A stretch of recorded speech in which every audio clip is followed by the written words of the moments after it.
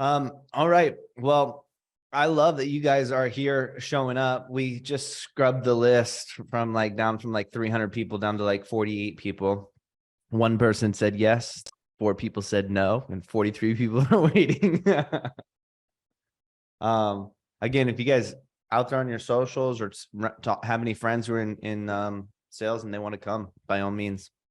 Obviously, it's a little easier to have high energy and get everybody in the flow state when there's a lot of energy to facilitate. But nonetheless, I appreciate you guys showing up with cameras on, and I am here to serve you guys. So we can do a few different ways. We can role play, we can watch a training, we can chat about what comes up. We could just take inventory of skill, process, and people and see where the conversation takes us.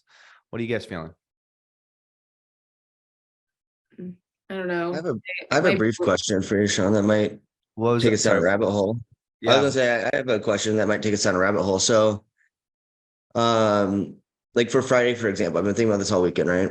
So we walk out, high energy. It's me, you, Tarek, Mike, and I'm like, hey, I gotta go grab this call, and everybody's like stoked, like go get them closed, whatever. And I was not getting off that call until he signed it. Like I got 5 no's, but like how do you tap into that every freaking call? You know what I mean? Like, is that possible, or is it more of like a? Such a good question. I mean, yeah, it's absolutely possible. Part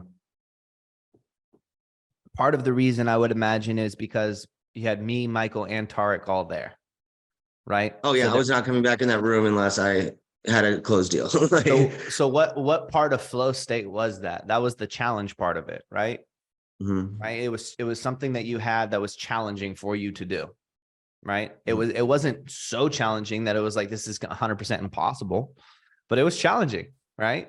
And you had the pressure, right, of me, Tarek, and Michael there, right, which is a healthy amount, right? That made it that challenging. Again, not debilitating.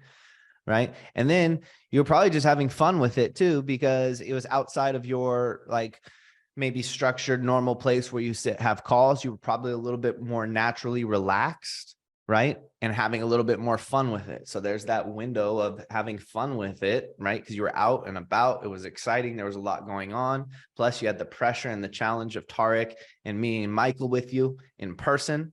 Right. So I feel like you created probably a chemical concoction inside of you that's firing endorphins and dopamine and all these things. Right. Yeah.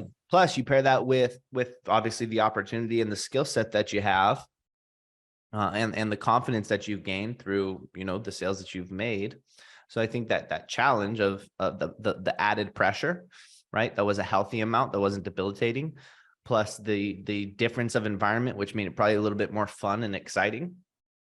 I think that was probably just a good concoction. So that's what we try to do, right? Inside of our own days, and why I think the meetings are so important. So we can challenge a little bit.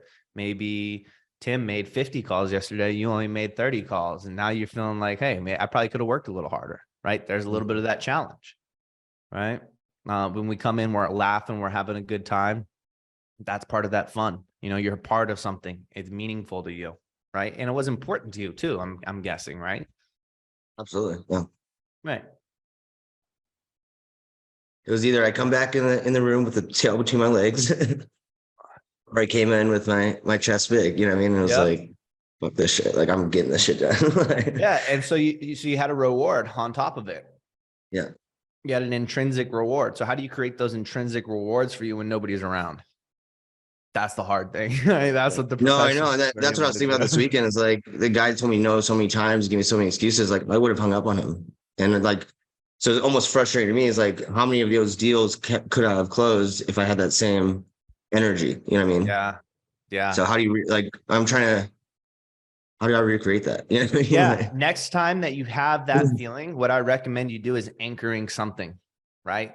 So I don't know if you remember in that moment what that feeling was like. If you remember seeing something around, if there was a smell, if there was a noise, if there was a color, if there was a sign, right? But anchoring to those things and then just thinking about those things. This is one of the things my uncle used to teach me. He played in the NFL for a long time. He used to teach me in sports to visualize those types of things, right? Anytime I made a really big play, He's like, look around, find something, whether it's the scoreboard or like a sign you see in the stands, anchor to that and repeat, like, this is like me. This is what I do. Right. This is like me. This is what I do. So I would say next time that comes up, anchor something to it. Yeah, this is also why we use spiffs sometimes. I think do we have any spiffs running on this team right now? No, I don't think we've done one in a while. Should get a solid one for like between now and the end of the year, or I mean, excuse me, the end of the month. Bad spit, $25,000 bonus. That'd be sick. I'd be willing to do a $500 spiff though over the next 2 weeks.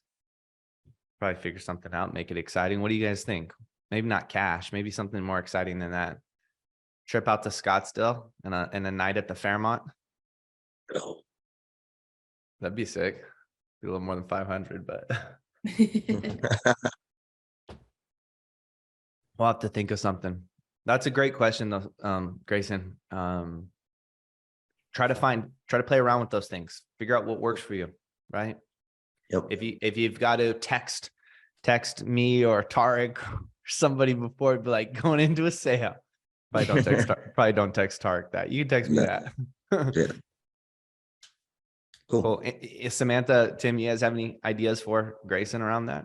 Anything that you guys do to get into flow state a little bit more or create that excitement around the sale for you? I would say that's something I struggle with a little bit too. I know Sheila and Chris are so good at tapping into that like every time. Like they just have, it seems like they have that intensity every single time they get on the phone. So it's definitely something like I'm still working on and trying to figure out how can I emulate that in my own way. Yeah. So I don't know. What do you think, Tim? Yeah, I don't know either. I do think that it comes down to like the belief in the moment and everything too. Like when you have such high belief when you're around them, like the same with the event sales, thinking back to that, it was like, you just have such crazy high belief in the moment.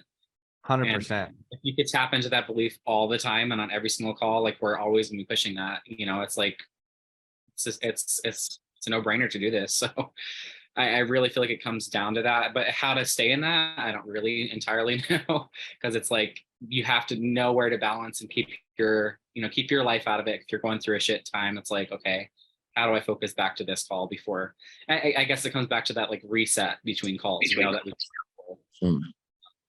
Yeah, I think that's really good. The reset, but the belief, maybe it's going and listening to, I know, when you're hopping on those sales or when you're hopping on those coaching calls and you see the community, you see them fired up, you see the success of the students, that's exciting, right? It becomes more real, right? Same thing when we're on these sales meetings. When we're on these sales meetings and we hear something, we hear a lesson, we hear a point made, we hear an aha moment, we have an aha moment, we hear a line, a talk track, it's fresh on our mind. We're able to go use that with a lot more conviction, right? And again, it's the energy that we're saying these things with, not just the words we're saying, right? So I think you guys obviously understand that part of it. I think going and looking at testimonials, going and looking at, this is also why having a good relationship with the students you sign up is important too, because they'll text you and celebrate their wins with you, encourage them to do that when you sign up, right? Plant those seeds in their mind already. Hey, when you get that first deal, I want to hear about it. Keep me updated on the progress. Like, if you need some encouragement, let me know. Because next thing you know, you're that encouragement for them. 1 week, they go out and crush a deal and you're like, holy shit, this does work. I was just encouraging you. But then that belief and that conviction gets a little bit deeper, right? So I think all of those things are great, right? So we can anchor to something. We can change our environment, our physiological state. We can we'll go watch a coaching call, a testimonial, go look at the proof of it actually happening, right? And we can create more pressure on ourselves too. If some people just do operate better under pressure, right? I got a guy on another sales team. He only performs if it's the fourth quarter. So I'm always creating these random scenarios Like he will only perform when it's crunch time. So I'm always creating these random scenarios like, holy shit, dude, these guys are coming on me. Like we have to get 3 in before the end. He's like, I got it. We'll go like throw on the floor. Like, why couldn't you been doing that the whole week? But some people need that. So also, I think, Grayson, that's a great point, or a great thing that you had the awareness to recognize that, hey, that was a good flow that I was in when in that moment. That was a good state. How do I get back into that? So that's already a start to it. Just having the awareness of how you are when you're doing well, how you are when you're not doing well, right? When deals are flowing, Tim, I mean, what was the energy like when you had 7 deals a couple weeks ago, right?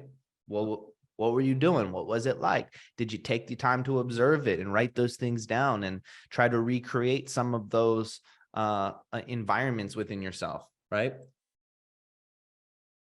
That's really all it is, guys. It's really just the environments that you create, right? Like you take a garden, right? You take a beautiful flower and you plant it into some soil. It's only going to do as good as the soil and the garden around it, right? You take care of the soil, you water, you give it sun, you create the nutrients in the environment, and then what's going to happen to that garden? It's just going to naturally grow, right? And it's the same thing with us. We just have to take care of our environment, of our natural state, and out of that, we'll bear the fruits of our labor, right? Let's watch this little video. This is Andrew Huberman. I know a lot of people are really big on him. I personally haven't listened to a ton of his stuff. I personally don't listen to a lot of anybody's stuff. But I am extremely fascinated with flow state, and Stephen Kotler has a few books on it. Mihai, there's a Russian or Ukrainian doctor called Mihai Mashashashishach, something like that. But he's also like the godfather of it. But this is just, I've never seen this before, so we're gonna watch this together. But it's how to get into flow state.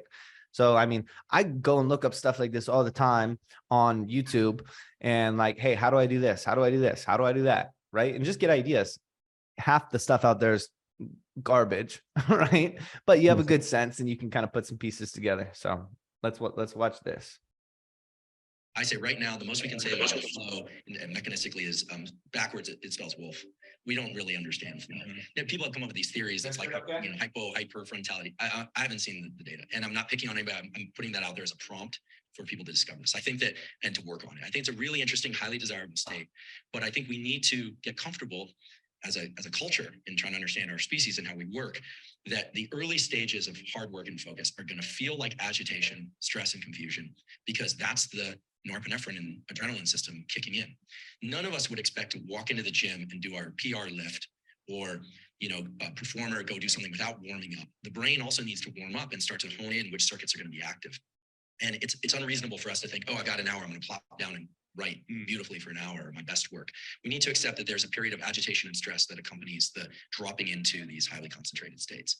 Now, in terms of the reward that accompanies the feeling that we're funneling into that groove of being productive in one regime, like for you writing this book, the dopamine system is really important to understand. So we talked about norepinephrine kind of gets you going. Acetylcholine is the spotlight of attention.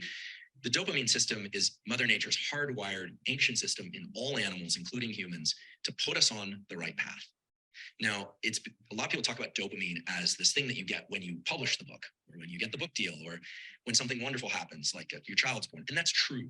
But dopamine's main role is to be released anytime you achieve a milestone or you think you're on the right path. And when the dopamine system is tethered to a particular pattern of focus, remember duration, path, and outcome. So it's like, you sit down, maybe you don't get much text out, but then the next day you get 800 words of really solid text. You feel good, like I'm into this. What does that dopamine system do? The dopamine system takes the norepinephrine, which is normally rate limiting. Like at some point, there's so much norepinephrine that you quit. And we can talk about that. It's actually the substrate for quitting. Dopamine can push that adrenaline back down, and give you more room, more space to do duration, path, and outcome work, highly focused work. And I'm making duration, path, outcome synonymous with highly focused work. Why would this happen? So let's think about an animal. Let's think about a deer that wakes up and is thirsty, and it's wandering out looking for water. That animal needs water. It doesn't know that it needs water. It experiences agitation, the same way that a baby feels agitation when it wants food, but it doesn't know it needs food. It just feels agitation and cries, and the caretaker comes. That deer is now foraging for something that it needs. And let's say it smells water, because deer can actually do that, and arrives at a stream and takes a sip of water. There's dopamine release then that puts it on a path to maybe a larger lake or something of that sort, or to be able to go achieve food.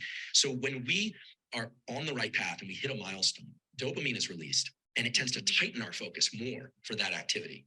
So the dopamine, this is why drugs of abuse and why alcoholism and some process addictions, which are behavioral addictions, are so dangerous, because a lot of those drugs of abuse are dopamine.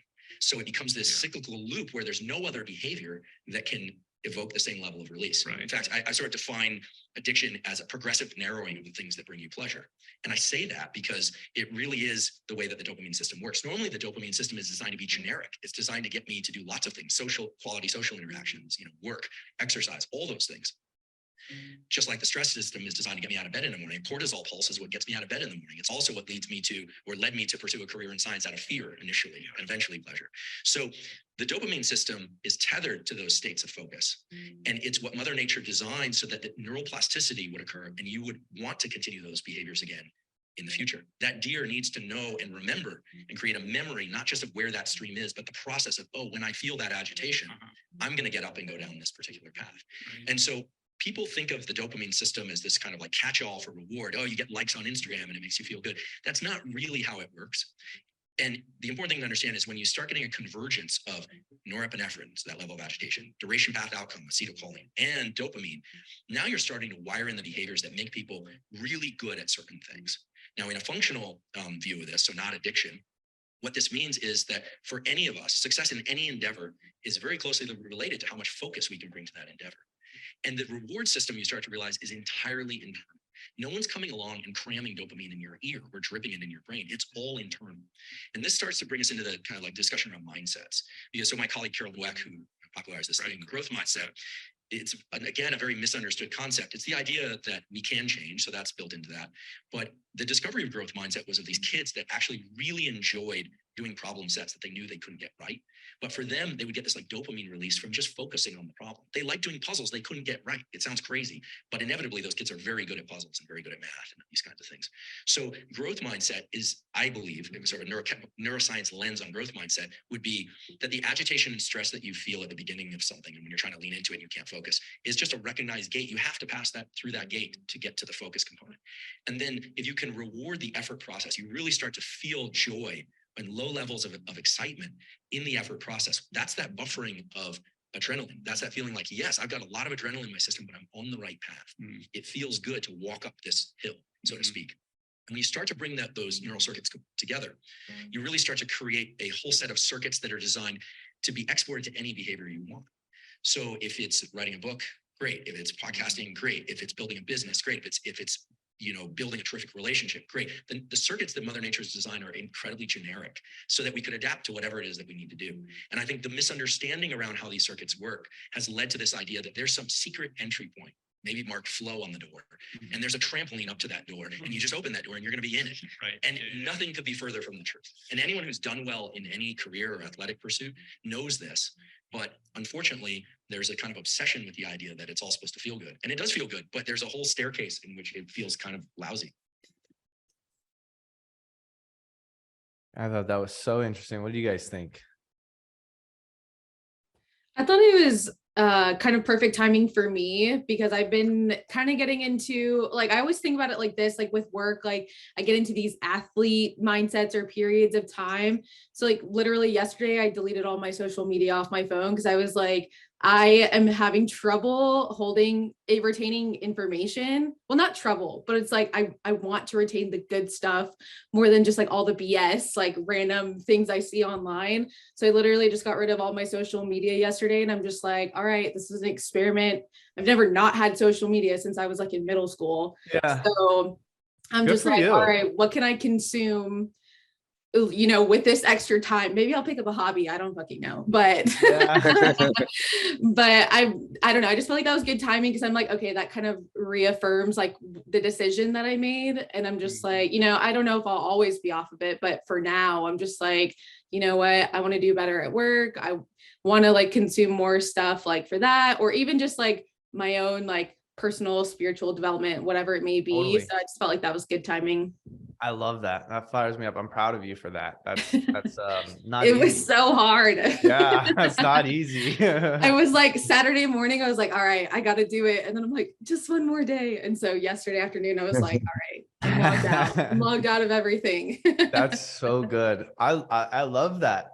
I love that. That's really impressive. I'm That's so curious cool. to see how it works out for you. I'm confident though that it's going to be the right thing because it feels like it was very congruent for you.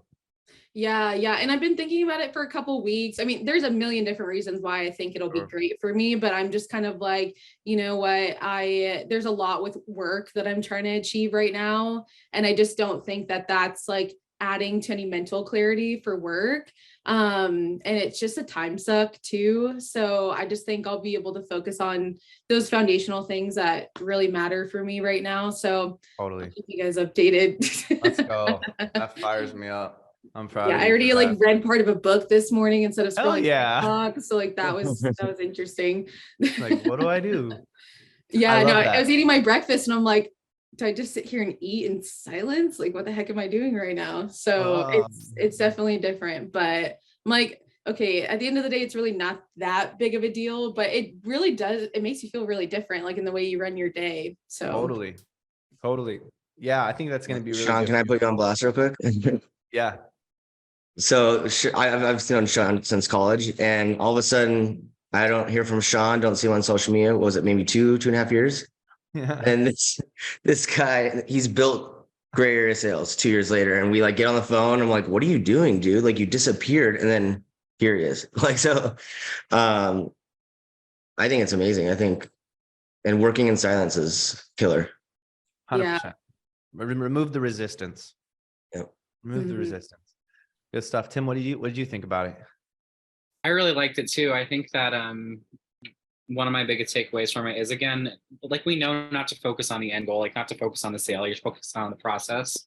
And we say that all the time, but I was thinking and said, like, you know, resetting in between calls, but also just focusing on that call itself, not like the activity necessarily, but the call. Like, how can I win this call? And how can I get off this call knowing I did a great job? Like, I did everything to the best of my ability, and just Yep. living in that, like, instead of like getting your dopamine just on the end of the sale or even like activity, because I can get dopamine off of that too. But it's like, and again, the activity is not going to do anything if I'm not really zoning in on a call.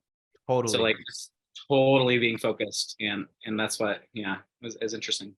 Yeah. You know what it reminded me of?